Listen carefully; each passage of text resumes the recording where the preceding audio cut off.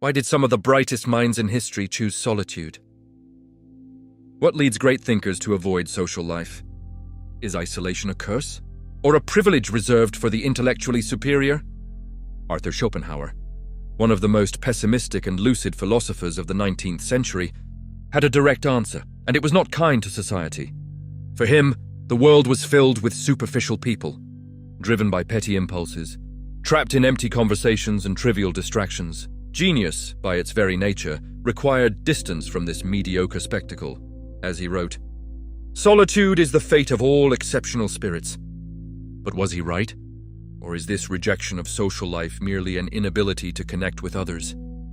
When we think of names like Nikola Tesla, Emily Dickinson, and Isaac Newton, we notice something striking. All were known not only for their genius, but also for their isolation. Were they examples of intelligence beyond the ordinary, or simply misunderstood souls walking alone through the world? Today we dive into Schopenhauer's ideas to understand why highly intelligent people seem to care less about social life, and whether this is truly an advantage or merely a refined form of alienation. For Schopenhauer, solitude was not a casual choice but an inevitable consequence of intellectual superiority. The more a person stands out intellectually, the harder it becomes to find equals with whom to share deep thoughts and emotions. A natural barrier emerges between the individual and society because the concerns of the majority are radically different from those who see the world more broadly. He stated, "A man can be himself only when he is alone. Whoever does not love solitude does not love freedom." Solitude, therefore, was not merely a burden, it was a refuge. Society, in his view, suffocates the intellect with social expectations and trivial interests. Those with sharper minds feel displaced when interacting with the ordinary world, because they perceive realities that escape general understanding. This pattern repeats throughout history. Tesla avoided human contact because he believed it interfered with his work. Friedrich Nietzsche claimed that the crowd is a sea in which free spirits drown. But this isolation has a cost. Distance from social conventions can lead to alienation, anxiety, and sadness. Schopenhauer recognized this dilemma. Although solitude could be liberating, it could also weigh heavily on the soul. Many great thinkers suffered from depression not because they were weak, but because they saw the world too deeply. So the great question arises, is solitude a curse or a blessing? For Schopenhauer, the answer was clear. Great thinkers should accept solitude as a gift. Only in silence and away from social mediocrity could they achieve their greatest works. He saw social life as a theater, where people wear masks and hide their interests and vanities. In his work, The World as Will and Representation, he argued that everything we perceive is a projection of the mind. Social life, therefore, is only a spectacle that distracts human beings from true self-knowledge. According to him, most people live trapped in status, gossip, and struggles for recognition.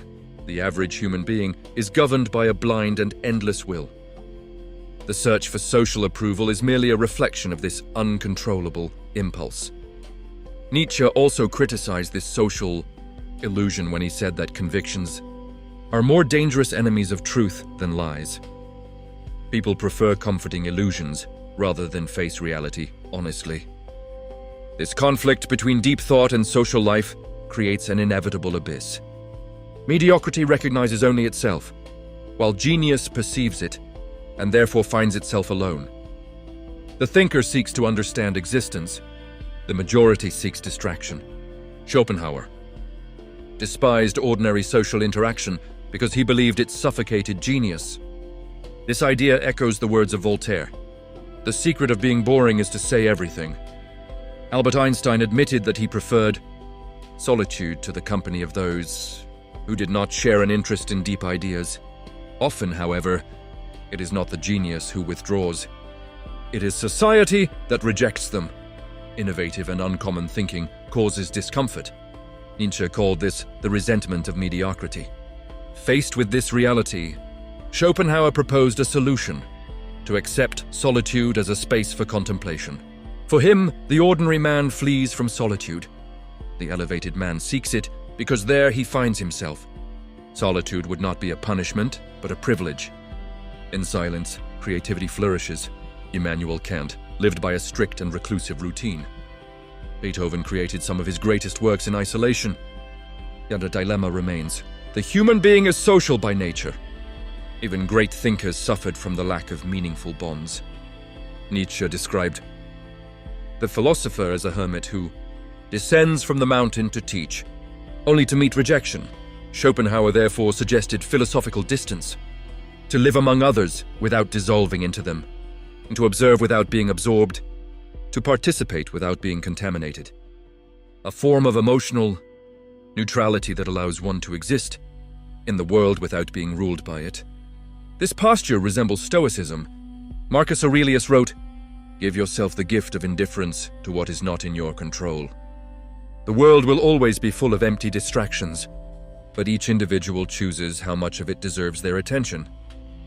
The thinker should not isolate completely, but should filter relationships and absorb only what is useful. Schopenhauer did not defend total isolation, but selective connections, just enough contact to live without losing clarity. Today, in a world flooded with information, social media, and superficiality, this lesson is more relevant than ever. Intelligence is not only understanding the world, but knowing how to pass through it without losing oneself. Instead of lamenting the lack of connection with the majority, we should see it as a sign of intellectual freedom. Solitude may be heavy, but it is also a space for self-discovery. The final question remains: do you prefer to adapt to the world, or accept it from a distance in order to preserve your mental freedom? Schopenhauer shows us that great minds often find more comfort in solitude than in the crowd, not out of arrogance, but because social superficiality is exhausting for those who can see beyond appearances.